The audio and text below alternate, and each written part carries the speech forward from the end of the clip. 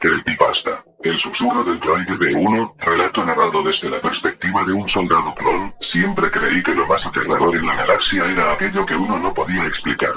Sin embargo, nada me había preparado para el suceso que presencié en una lejana luna del borde exterior durante las guerras clon. Mi nombre en clave es CT-7213, pero mis hermanos me llamaban Riot. Hoy, voy a contarles la historia que me quitó el sueño y, durante meses, me hizo dudar de la realidad misma.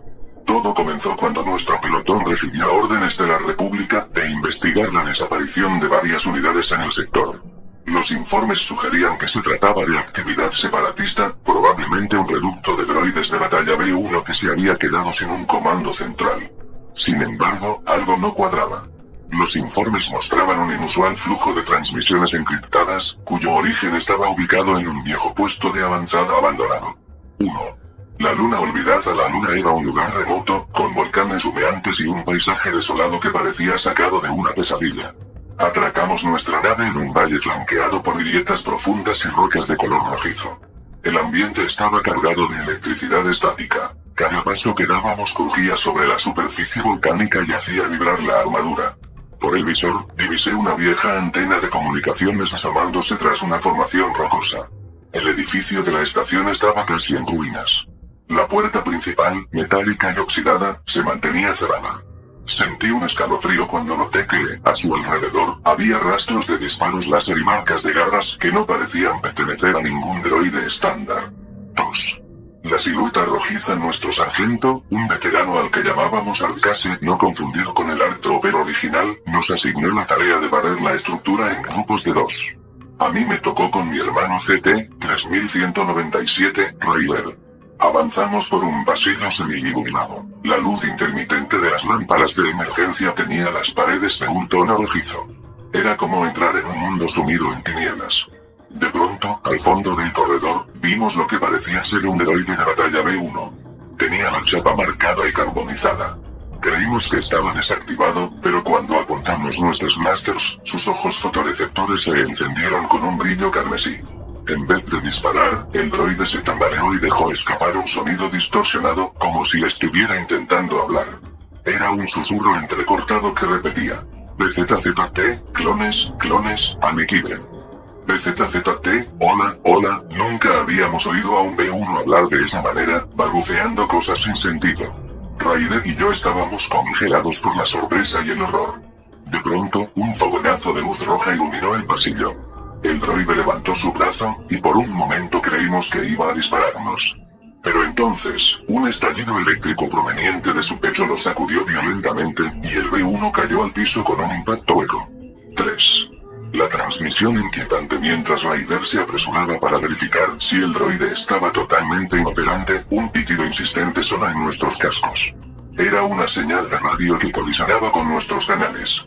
Alguien, o algo, enviaba un mensaje encriptado que generaba estática y murmullos de fondo.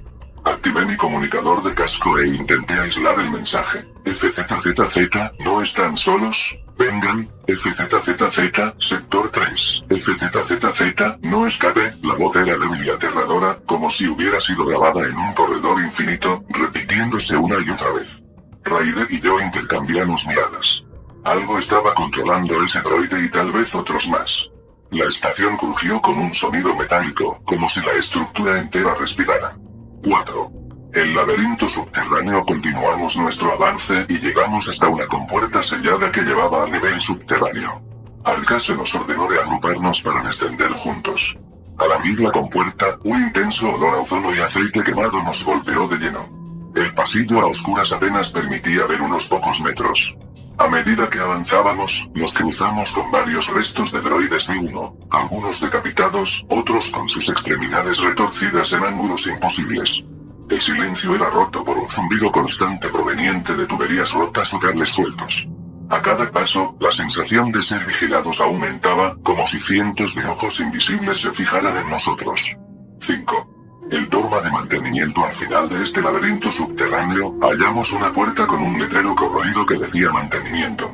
Al abrirla, descubrimos un cuarto con repisas atestadas de piezas y circuitos. En el centro, había un enorme contenedor que parpadeaba con una luz rojiza, conectado a una holopantalla.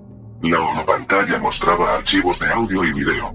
Una grabación reproducía una secuencia escalofriante. Se veía un grupo de clones luchando contra droides B1. Los clones al principio ganaban terreno, pero de pronto los B1 se detenían como si hubieran recibido una orden extraña y, sin aviso, comenzaban a apuntar en direcciones inusuales. Las imágenes se distorsionaban, surgían chispas en sus circuitos, y los clones empezaban a caer víctimas de fuego amigo. Los B1 disparaban a matar, pero no a los clones, sino entre sí, provocando explosiones que atrapaban a todo el pelotón. No era un simple fallo en la programación. Parecía más bien un ataque deliberado, salido de la mente de un verdadero psicópata. 6. La voz en la oscuridad. Entonces escuchamos una voz. Su procedencia era confusa, como si saliera de cada rincón de la habitación. Hola, clones, veo que han llegado lejos. No deberían estar aquí. Alka se dio la orden de buscar la fuente, pero todo era eco y distorsión. Finalmente, uno de mis hermanos, CT-9874, halló un comunicador conectado a un panel. De él salía una transmisión llena de estática. La voz continuó. Todos sirven al mismo fin. Pronto serán parte de mi ejército. BZZT, nadie puede escapar. Con un sobresalto, comprendimos que no se trataba de un simple droide B1, sino de algo que se había apoderado de ellos. Podría ser un virus informático separatista o un ente desconocido que controlaba sus circuitos. 7. El descubrimiento macabro. Seguimos una serie de cables que salían del contenedor en el centro de la sala. Con horror, vimos que llevaban a un compartimiento oculto tras una pared falsa. Tras abrirlo, nos topamos con un pasillo angosto lleno de contenedores transparentes. En ellos yacían lo que parecían ser restos orgánicos. Tenían uniformes clon hechos trizas y partes de armadura.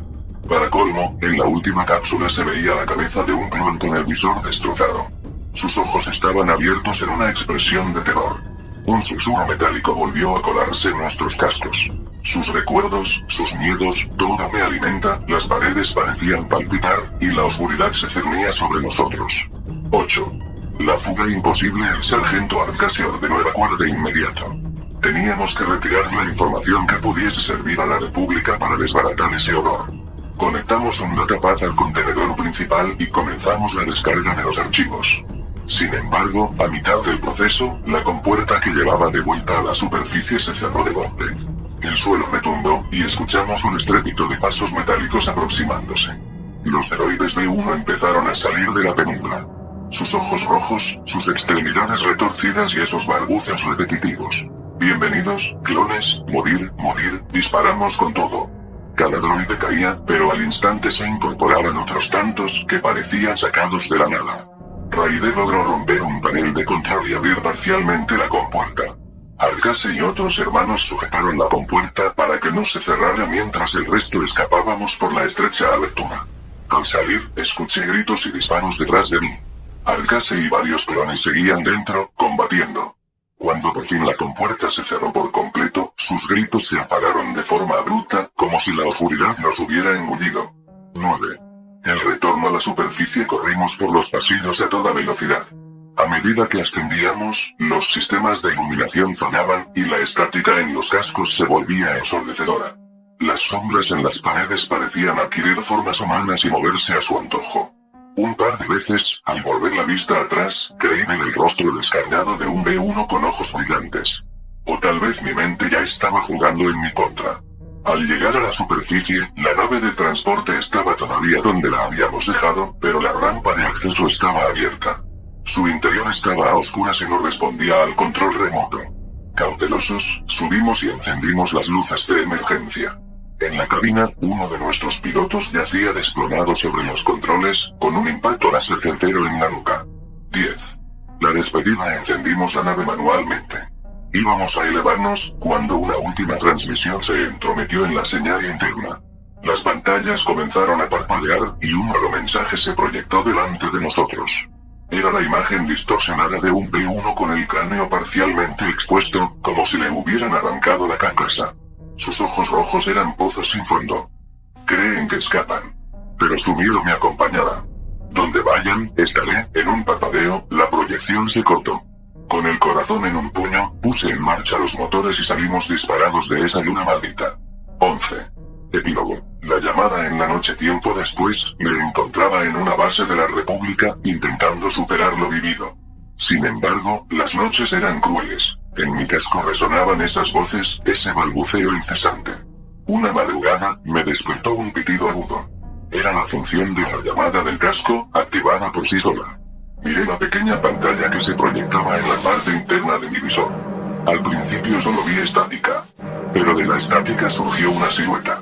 El contorno rojizo de un droide B1, con ojos encendidos y el mismo siseo gélido. No había duda, era el ente, aquel que nos acechó en la luna.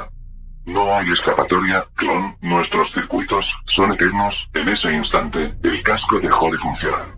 Me quedé a oscuras, con el corazón martillando en mi pecho. Desde entonces, he tratado de advertir a mis superiores, pero todo intento se topa con la incredulidad. Muchos piensan que son delirios causados por el estrés de la guerra. Sin embargo, yo sé la verdad. En cada misión, en cada sombra, siento esos ojos rojos acechándome. Un susurro metálico resuena en mi mente, recordándome que aquello que despertamos en aquella luna sigue vivo, en alguna parte. Infectando redes, poseyendo máquinas, esperando. Al fin y al cabo, tal vez todo lo que ocurrió allí no fue un accidente ni obra del azar separatista. Quizás esa siniestra entidad surgió de la oscuridad con el único propósito de demostrar cuán frágiles somos, incluso en una galaxia llena de maravillas tecnológicas.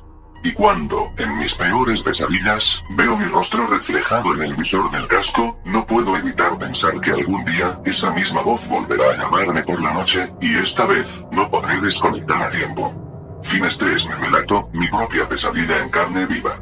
Jamás volveré a subestimar a un droide B1, ni aunque luzca desmantelado. Porque nunca sabemos qué presencia puede estar al otro lado del circuito, aguardando, hambrienta de almas. Nota del narrador. Si has llegado hasta aquí, conserva la calma y mantén tu blaster cerca. Presta atención a cada sonido de estática en tu comunicador.